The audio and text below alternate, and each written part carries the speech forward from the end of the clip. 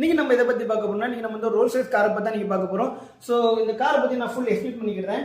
ஆக்சுவலாக இந்த கார் நான் வந்து பெயிண்ட் பண்ணி ஒரு 4 to 5 years கிட்ட நான் ஆகுது. இந்த பெயிண்டிங் வந்து நான் யூடியூப்ல அப்லோட் பண்ணும்போதுல ஒரு வெப்சைட்காரங்க வந்து இந்த பெயிண்டிங்கை பார்த்துட்டு சார் இந்த பெயிண்டிங் வந்து அவைலபிளாக இருக்கான்னு என்ன கேட்டாங்க. நானும் மேம் இது அவைலபிளாக இருக்குன்னு நான் சொன்னேன். சொல்லும்போது அவங்க என்ன சொன்னாங்கன்னா இது வந்து எங்களோட சைட்டுக்கு கொண்டாங்க அப்படின்னு சொன்னாங்க. அப்போ நான் இந்த பெயிண்டிங் நான் கொண்டு போச்சுல வந்து நீங்கள் எவ்வளோ சார்ஜ் பண்ணுறீங்கன்னு என்ன கேட்டாங்க. அப்போ எனக்கு ஆக்சுவலாக அந்த டைம்ல வந்து ஒரு ஐடியாவும் இல்லை. ஏன்னா சேல் பண்ணுறது ஸ்டார்டிங் ஸ்டேஜ். அப்போ நீங்கள் இதுக்கு எவ்வளோ கொடுக்குறது அடிக்கணும்னு நான் கேட்ட மாட்டேன். அப்போ அவங்க என்கிட்ட திரும்ப அதே தான் கேட்டாங்க, நீங்கள் எவ்வளோ சார்ஜ் பண்ணுறீங்க, உங்களோட ஃபைனல் ஏதாவது நீங்கள் ஒரு ரேட் வச்சுருப்பீங்களா அப்படின்னு சொன்னாங்க. நான் அப்போ எனக்கு எந்த ஒரு ஐடியாவும் இல்லை. 98,000 நாங்கள் கொடுக்க அப்படின்னு சொன்னாங்க.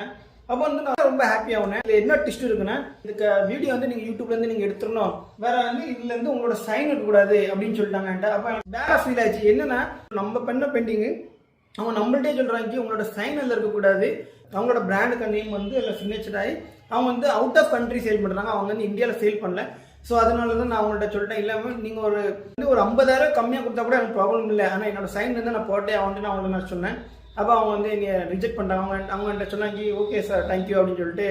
அந்த டைம் ஒரு சப்போர்ட்டில் எதுவுமே இல்லைன்னு கொஞ்சம் கொஞ்சமாக நான் அப்டேட் ஆக ஆரம்பிச்சேன். என்னோட நேம்லேயே ஒரு வெப்சைட் கிரியேட் பண்ணியிருக்கேன்.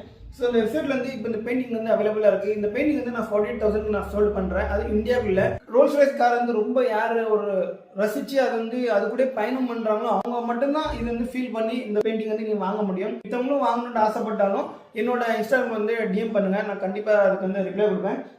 வேற இது வந்து வெறும் ஒன்லி 1 பீஸ் தான். ஏன்னா இதே மாரி வந்து நான் 2வது பெயிண்டிங் யார் கேட்டாலும் நான் பண்ணி தர போகிறது இல்லை.